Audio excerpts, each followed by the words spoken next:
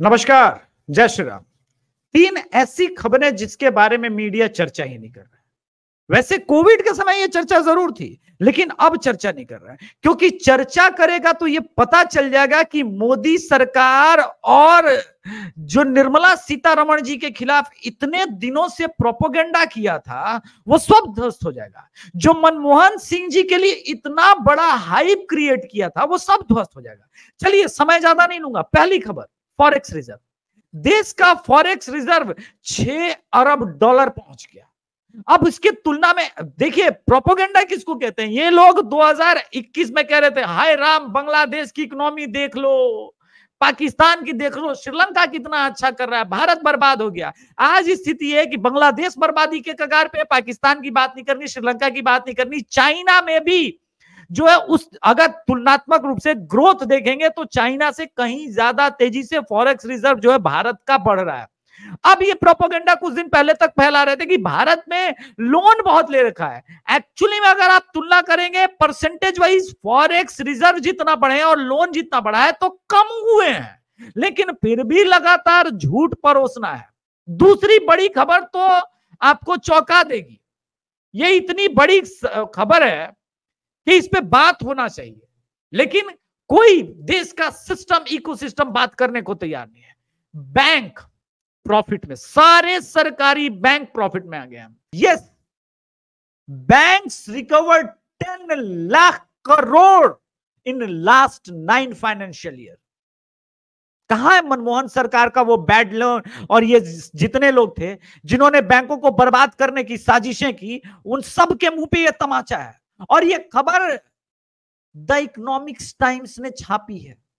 लेकिन आपने सुना मेन स्ट्रीम मीडिया में कोई खान मार्केट गैंग वाला या कोई भी चर्चा कर रहा है? चुप चुप चुप। एक प्रोपेगेंडा वीडियो चलाते हैं द लल्लन टॉप वाला, जिसमें एक किसान रो रहा है कि वो कुछ ठेले वाला रो रहा है कि वो आजादपुर की दिल्ली मंडी से इतनी महंगाई होगी कि कुछ खरीद नहीं पा रहा है। अब सत्य सुन लीजिए, हमने अपनी जरूरतें बढ़ा ली है। कब, कौन सा बरसात का ऐसा सीजन रहा है जब टमाटर महंगा नहीं हुआ? 50 रुपए, 60 रुपए, 80 रुपए नहीं हुआ। हाँ, इस बार थोड़ा महंगा हो गया, 150, कहीं कहीं तो 200 भी बिक रहा है।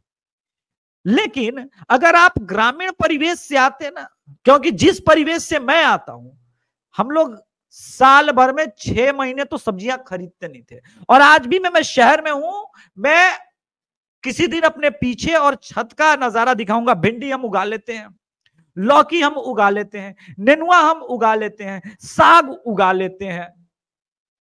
दरअसल मेहनत तो कुछ करना ही नहीं है, सब कुछ मिलना चाहिए।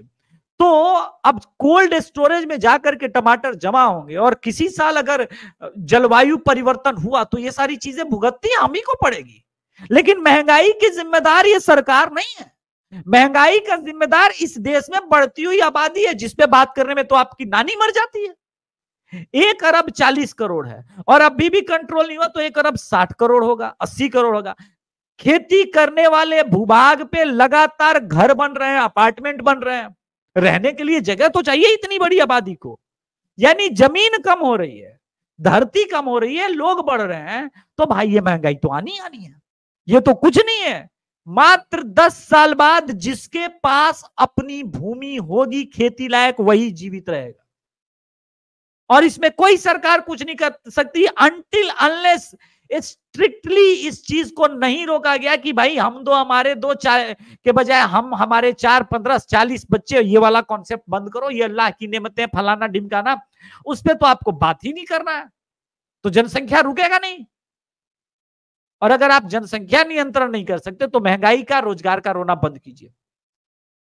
क्योंकि ये डिग्री को लेकर के जो तमाशा है कि रोजगार है, आपको दीवार फिल्म का एक कालजयी डायलॉग याद दिला दूं कि शशि कपूर जाते हैं एक जगह नौकरी करने, तो कहते हैं भाई हर तरफ यही हालत है, डिग्रियां सबके पास है, रोजगार नहीं। वो इसलिए है क्योंकि इन डिग्रियों ने आपको रोजगार देना नहीं सिखाया। इन डिग्रियों, बिहार में कैसे डिग्री लेते हैं हमको पता नहीं, उत्तर प्रदेश में 3 साल तो डिग्री कॉलेज में ये लोग जाते नहीं है, और ग्रेजुएट हो जाएंगे साइंस से। थर्मोडायनेमिक्स नहीं पता, विस्कोसिटी नहीं पता, कुछ नहीं पता, न लैब में सोनोमीटर दिखा है, ना स्क्रू गेज देखा है, और आ गए हैं विज्ञान से जो है स्नातक हो गए हैं। तो भाई साहब आपको कौन नौकरी देगा? आपके पास सरकारी नौकरी के अलावा कोई विकल्प नहीं है। और 1 अरब 40 करोड़ को दुनिया की कोई सरकार सरकारी नौकरी नहीं दे सकती। तो ये प्रोपोगेंडा वीडियो बनाना बंद कीजिए। वास्तविकता में जो डेटा आप लोग खेलते थे, आज मैं वही डेटा खेलने के मूड में हूं। तीसरी बड़ी खबर मैं बता दूं, ये और जबरदस्त, भारत बनेगा सेमीकंडक्टर हब और पीएम मोदी ने 50% खुद ये पैसा जो है वो देने का ऐलान किया है कि जो भी ये हब बनाने में खर्च आएगा उसका 50% जो है वो हम देंगे। ये कितनी बड़ी समाचार है। 50% सहायता खुद भारत सरकार देने को तैयार है, लेकिन इस पे तो कोई बात नहीं करेगा। यानी अगर 3 दिन पहले नरेंद्र मोदी ने कहा था कि हम दुनिया की सबसे तीसरी बड़ी अर्थव्यवस्था बन जाएंगे, तो उनके पास प्लान है। एक बार भारत सेमीकंडक्टर का हब बन गया ना, चाइना डाउन होना चालू और इंडिया का तकदीर बदलना शुरू हो जाएगा।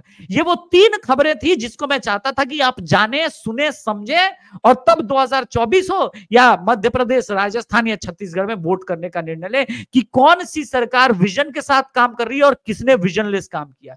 बैंकों को किसने बर्बाद करने का काम किया और कौन बैंकों को आबाद कर रहा है।